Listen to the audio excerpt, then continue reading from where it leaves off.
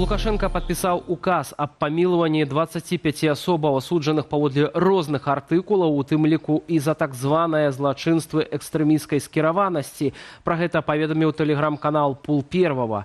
Дакладная колькасць палітвязняў у гэтым спісе пакуль не агучваецца. Сярод памілаваных 12 жанчын і 13 мужчынаў. Большасць з іх маладзейшыя за 40 гадоў.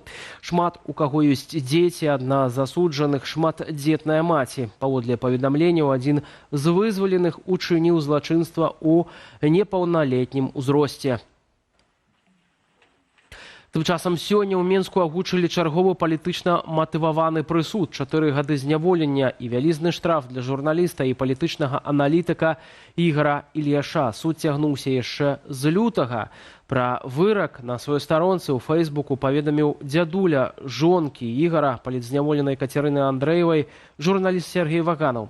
Падрабязней распавядзе Ірына Дарафійчук. 4 гады калоніі ўзмоцненага рэжыму і штраф 4200 рублёў. Дакладна, як патрабаваў пракурор. У Менскім гарадскім судзе Сергей Кацар вынес прысуд журналісту Ігару Ільяшу. Мы бачым, што чарговага журналіста лукашэнкаўскі рэжым кінуў за краты. Працяг рэпрэсій, палітычных рэпрэсій, якія пачаліся 5 год таму і, на жаль, не спыняюцца да сённяшняга дня. Ігара Ільяша затрымалі летась у кастрычніку і абвінавацілі паводле некалькіх крымінальных артыкулаў у нібыта дыскрэдытацыі Беларусі і спрыяння экстрэмісцкай дзейнасці. Падставаю для пераследу паслужылі аналітычныя матэрыялы, а таксама каментары замежным выданням. Суд над журналістам пачаўся 21 лютага і праз месяц прыпыніўся для псіхалінгвістычнай экспертызы. Яе паўгода праводзіў загадчык кафедры на філфаку БДУ Сергей Лебядзінскі. Сярод іншага, гэты спецыяліст паставіў Ігару Ільяшу ў віну ўжывання тэрміну палітвязень. Маўляў, у беларускім заканадаўстве няма такога панятку. А замест тэрміну палітычная эміграцыя філолог параіў пісаць беглыя апазіцыянеры.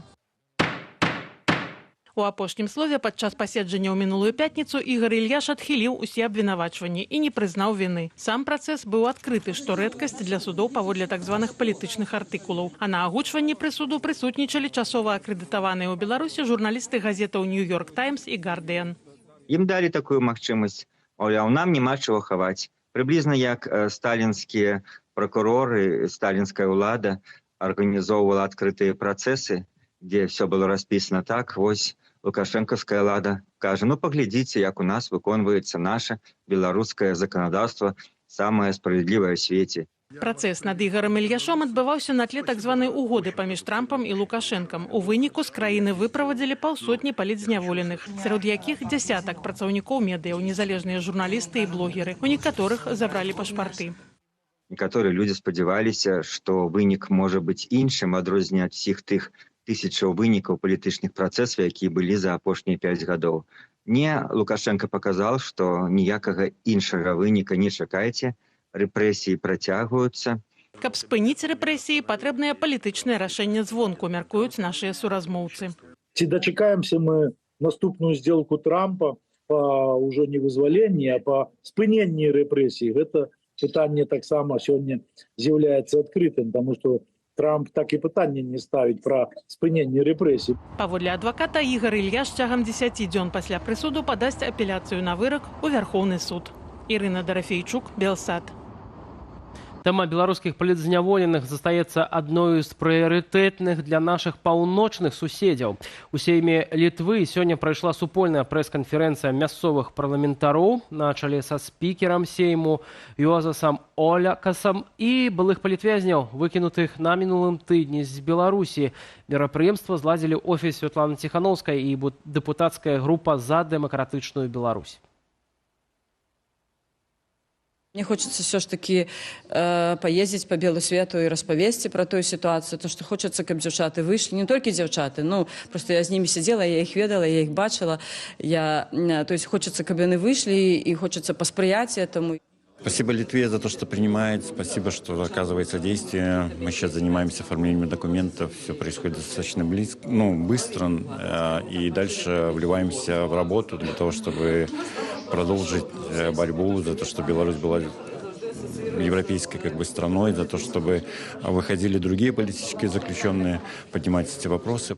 Мне хаця б побачыць тых сяброў, якіх я не бачыў па 5 год. Ну, гэта фактычна Тут гэта як моя сям'я, гэта мои сябры паплечнікі по анархісцкаму руху, якія за мяне перажывалі ўсе гэтыя 5 год, чакалі мяне. Ну, я хочу хаця б іх пабачыць, я яшчэ з імі, не з усімі пабачыўся, бо не ўсе тут у Вільні, хтосьці в ад'ездзе і так далей. Ну, конечно, бацькоў стараюся суцяшаць, бо для іх это таксама быў каласальны стрэс, хоць і пазітыўны.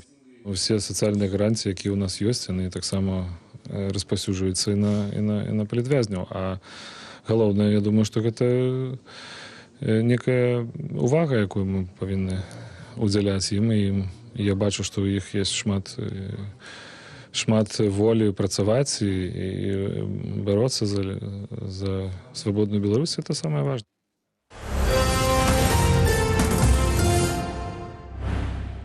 Расія і Беларусь выкарыстоўваюць вывучэнне «Захад-2025» для ціску на НАТО. Такую ацэнку манеўрам далі эксперты Амерыканскага інстытуту вывучэння вайны. Сёння мае завяршыцца актыўная фаза вывучэнняў «Захад». Аднак у Міністэрстве абароны у Менску падкрэслілі, гэта не значыць, што аўтаматычна скончацца і самыя манеўры. Асноўныя моманты расійска-беларускіх вывучэнняў у нашым наступным матэрыяле.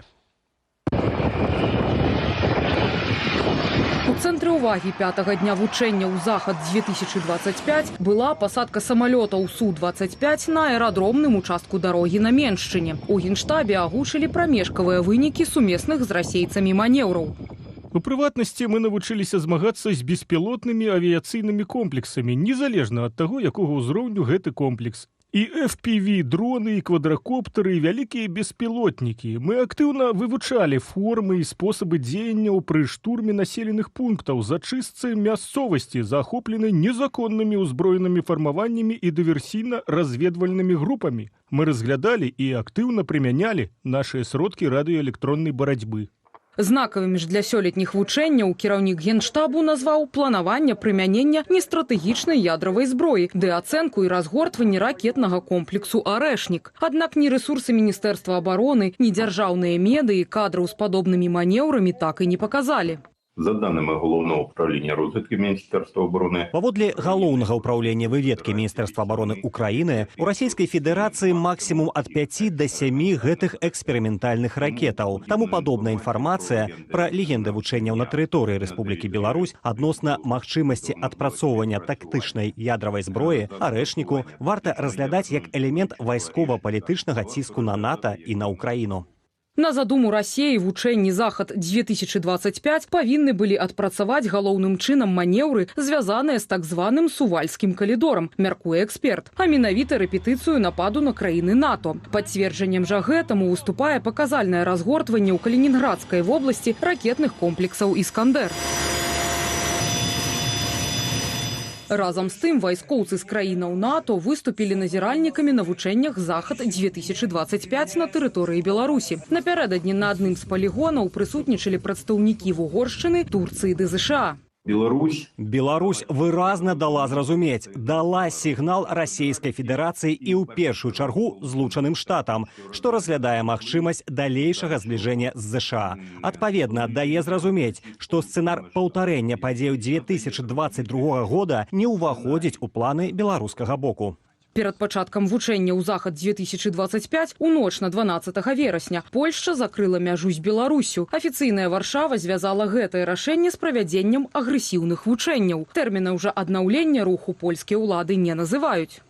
Я думаю, що Китай буде це питання. Я думаю, што Кітай будзе дастаткова настойліва гэтае пытанне вырашаць з Польшчаю, каб хаця б адпаведны транспартны калідор дзеяў надалей. Таму можна дапусціць, што тут усё будзе залежаць ад шмат якіх абставінаў, бо палякі ў адказ на гэта будуць патрабаваць для сябе якіх-небудзь гарантыяў, якога-небудзь ціску на Беларусь і Расію з боку Кітаю. Сёння Міністэрства ўнутраных справаў Польшы ў сваёй заяве яшчэ раз падкрэсліла, што рух праз мяжу з Беларуссю будзе адноўлены пасля поўнага гарантавання бяспекі, калі гэта пацвердзяць адпаведныя службы.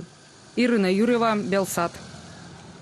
Пасля закрыцця польска-беларускай мяжы апоўначы 12 верасня на нашай тэрыторыі аказаліся заблакаваныя сотні польскіх цяжкавікоў. Фуры не могуць пакінуць Беларусь праз Літву ці Латвію. Дзейныя мясцовыя абмежаванні і правілы часовага ўвозу робяць выезд немагчымым. У выпадку парушэння тэрмінаў знаходжання транспартныя сродкі могуць быць канфіскаваныя, папярэджваюць перавознікі. Праблема ўзнікла праз занадта кароткі тэрмін падрыхтоўкі. З моманту абвяшчэння пра закрыццё мяжы да фактычнага блакавання прайшло ўсяго каля 2 дзён.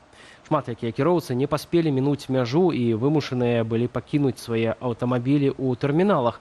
Прадстаўнікі транспартных кампаній адзначаюць, што сітуацыя крытычная. Цэлыя фірмы засталіся без цяжкавікоў і кіроўцаў, а выкананне замоваў сарванае. У польскім міністэрстве ўнутраных спраў і адміністравання паведамілі, што ўрад разглядае магчымасць кампенсацыю пацярпелым прадпрымальнікам.